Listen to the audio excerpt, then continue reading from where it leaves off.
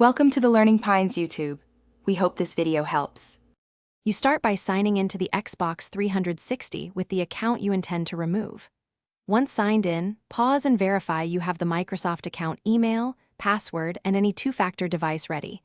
This prevents lockouts. Make a conscious choice now. Delete the profile only from this console, or remove the profile plus saved games and marketplace content.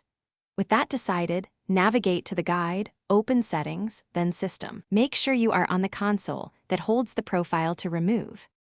Once in System, go to Storage and open the device where profiles are stored, usually all devices. Find Profiles, locate the exact gamer tag, and select Delete.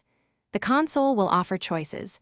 Delete just the profile, leaves saved games, or delete profile and items, removes local saves and credentials.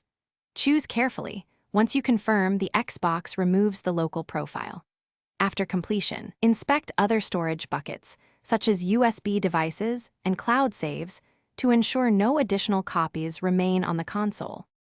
After deletion, sign out and restart the Xbox 360 to finalize changes, then confirm the gamer tag no longer appears in the sign-in list. If you intend to fully remove the Microsoft account, log into Account.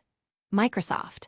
Com from a PC to remove saved payment methods or to begin account closure. Be aware closure is irreversible. If the profile still shows up, clear the system cache, power down for 30 seconds, and repeat the delete steps. This often resolves stuck data. Contact Microsoft support only if problems persist. Thanks for watching. Consider subscribing if we helped you.